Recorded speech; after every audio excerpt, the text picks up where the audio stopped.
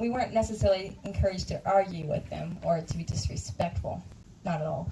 But we were encouraged to believe what we believe simply because we studied it for ourselves, not because we were told to believe that. And being raised that way, I think, was good, but yet I don't think I fully came to the place of being aware of that fully until probably a year or two ago when I started a blog called The Girl Who Doesn't Exist. I will talk more about that blog tomorrow night, but in brief, it's about my life living without a social security number. And it was a huge part of my life, my entire life, but I kind of like put it under the rug because, first of all, it was different. I didn't know if I wanted to embrace that lifestyle my entire life. I nearly gave it up about a year and a half ago, probably. And I finally came to the place where I needed to know why, if this was for me, and if it was for me, why it was for me, and why I wanted to continue doing it. But as I studied that, it actually led me down some different paths. It led me to understand more of what America really is, what freedom really is, and who I was, just with my family heritage and with my just with my own beliefs and just with questioning. And it made me realize some things, that America's falling. And I'm not sure exactly how, a year and a half ago is when it hit me really hard. I just realized that America is not who I had thought it was from all my history books and history novels. It just wasn't. Even those history novels wasn't portraying it even in their own time correctly. And realizing this kind of made me sad a bit because it made me realize that probably by the time I have children, or even with their children, America is not going to be the same place anymore unless more of us care. And knowing this, and I didn't think it would come this soon. I think 2020 is going to be kind of the turning point for a lot of things. It just seems like it is. But there are two things I learned from this thing. One was that every man-made system is prone to corruption and ultimately dismantling, to be replaced by another. And that though we are classified as a free country, we are in fact a socialistic nation, and socialism has proved to be one of the systems that falls fastest. So knowing this about America, like I said, we are destined to fall soon, sooner rather than later, because we are, in fact, a secret socialist country. The end is near, but that doesn't mean it's going to be an abrupt end. Because as I said earlier, systems are prone to falling, but to be replaced by another. And when we are coming into a time of transition. And what this means is that we are looking for something different to follow, some other system to guide us and to rule us. And this is where it's very important for us all to take a stand and to be voices, because people are looking for something different to follow and to guide them. And this is why it is important to know what we believe, to know our ideas, to know why we are different, and why it's important that we are different. So there are quite a few of us who are not content and want something different. And we all agree on the issue, but few of us are willing to come to a reasonable mutual solution. We see that our United States is broken, or at least those of us who struggle just to live day to day, through work, through family, just through everything. But only those who are seeing this are realizing that our personal liberties are a thing of American lore, along with the American dream. Where we disagree is how we ought to fix this. And this is what is causing the disunity and even bringing into question, is it enough to be different? Some of us are so bent up over the issue that we forget to even look for a solution, or even to be the solution, or even to bring about a solution. And instead of finding that and using our energy to direct our difference for a reason, we are so bent on vengeance that there is an issue to begin with. We are so bent on revenge rather than healing. We are in a time of transition, and we are ready to follow those with the best and the loudest ideas. Sorry. And there are many who are ready to take lead, and there are many of us who are ready to follow. And here are some of the different ideas I feel like there are different voices right now, but who are not different with a solution. The BLM, they claim they are different. Yes, they are different, but what good is the difference of looting and killing and claiming that you alone are being persecuted? How is that difference doing any good? The blue line, they applaud their merit. They ignore other people's they ignore their own wrongdoings, They ignore their own wrongdoings, and they imprison those who have not even committed worthy crimes. They imprison those who have not even committed crimes against another person. Bernie Sanders, he sees a lot of issues. I know a lot of conservatives especially are going to disagree on this, but Bernie Sanders sometimes sees issues that most conservatives and Republicans cannot see or refuse to see and are blind to see. He sees those issues, but instead of addressing them correctly, he reclassifies them as another sort of issue. And instead of fixing the corruption, he continues the corruption and continues to take our money and directs it towards another system, another corrupt system. Redirecting is a form of difference, but it's not a difference that's doing any good. AOC sees that we are a nation of immigrants. She is different in that she sees this. She believes everyone should be given but here's where she's wrong. She believes everyone should be given the American dream rather than having the opportunity to pursue it. We have forgotten, this is a huge thing right here. We have forgotten that in order to be Americans, we have the right to live. That doesn't mean that someone else has the right to give us our lives. We have the right to go out there and live. This is proactive on our part. This is not someone else giving us anything. This is totally what you do, how you work, how you live, how you pursue your dreams. Nothing can be given to you at all. I mean, there is charity, but that's a great thing in and of itself. It's a different conversation. Corporations claim to be the epitome of capitalism. People do not understand a free market. And because they do not understand a free market, they classify corporations as capitalism and say we want something different than that. It requires absolutely no interference, a true free market, including government interference, especially government interference. It's the epitome of what it means to be a capitalist, or not necessarily a capitalist. I kind of don't know if I like that term. But anyways, it's the epitome of what it means to live in and to work in a free market. But when we license away our rights, we have crossed the same threshold as socialism. And that corporation is not a true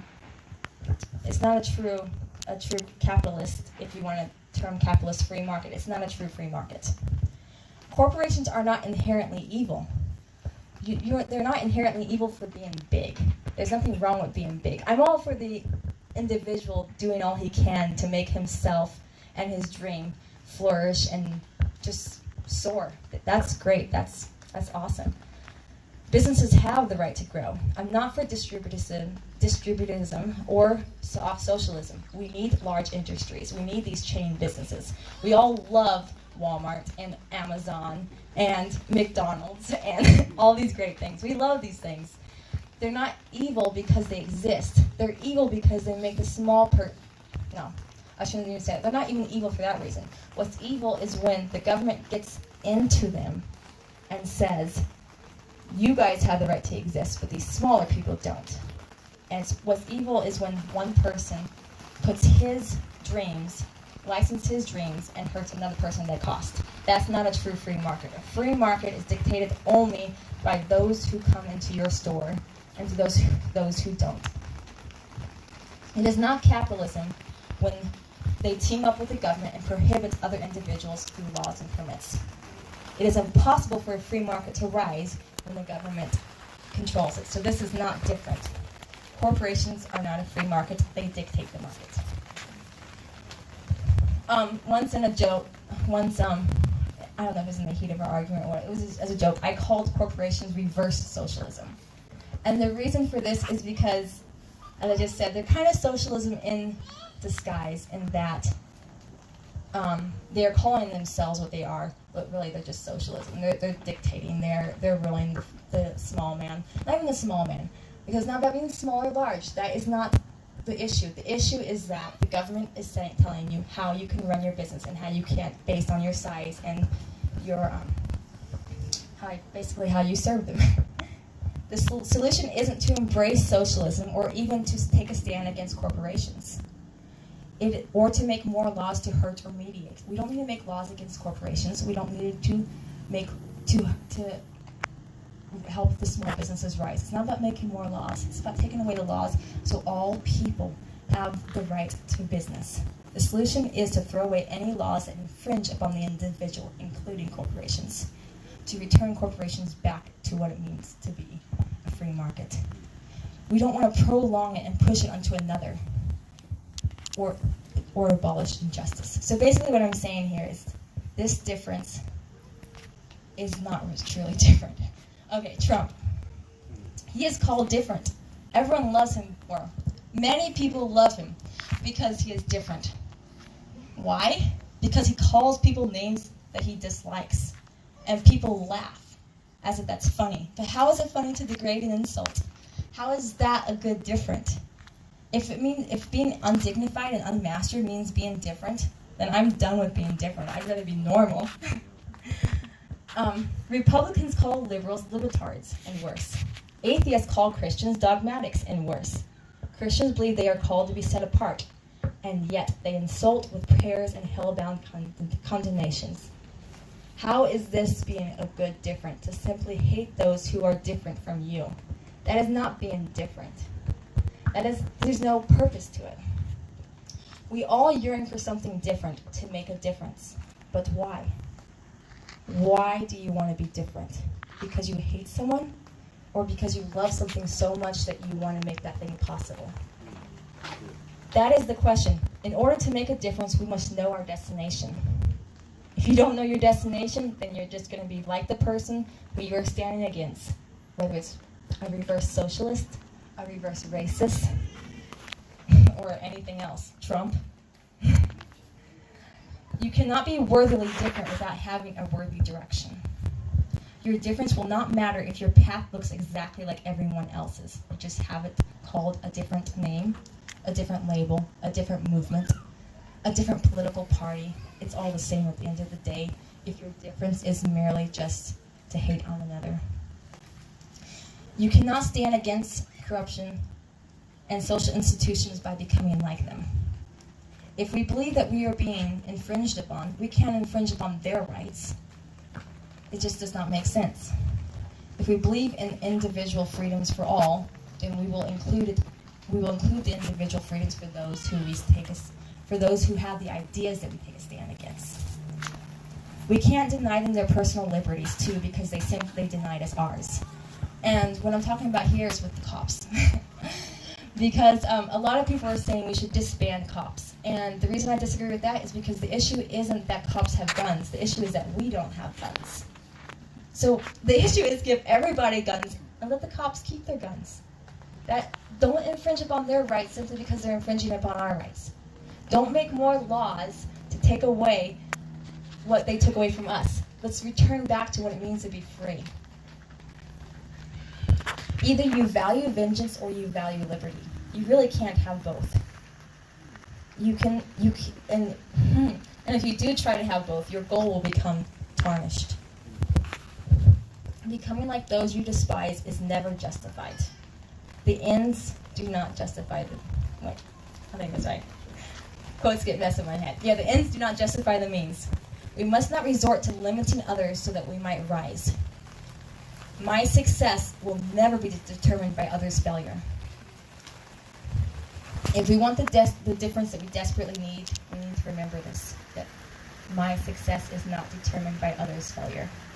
Anyone's, whether it's their ideas, whether it's their political party, whether it's the person they're voting for, or the person I'm voting for, whether it's anything. My success is not determined by their failure. So what is this difference that we need? What sort of weird are we aiming for? As a misfit writer, troubadour, what is it that we are wishing for the world to see? Are we wishing to create another self-serving, venerating path? Or set apart for something worthwhile and meaningful? Yes, purpose without peculiarity can be boring. I can be one of the first to admit that I've always been attracted by those that conform to no construct, but live fully in the freedom of their blessed humanity. And yet, I abhor those who are different merely for self's sake. We all do. We call these people millennials. But yes, like I was saying, being different isn't enough, as we all know. Yes, I too am called a millennial, but I like to think that my difference has direction beyond myself. Here's a quote from Mark T. Mitchell's book, Power and Purity. A thing thrives by living in accordance with its nature. Man's proper ends include seeking knowledge, having friends, and caring for his children. To revel in ignorance, to live a life without friends, to abuse one's offspring, all of these are indicators of an unhappy, unhealthy life, one ill-suited to human beings. A need for difference for those needs to be beyond ourselves. When we create this difference, it needs to be beyond what I want for myself, or my dreams, or my desires. It needs to be beyond that. It needs to be for our children, for our neighbors, for God's glory, for the continuation of every good created thing.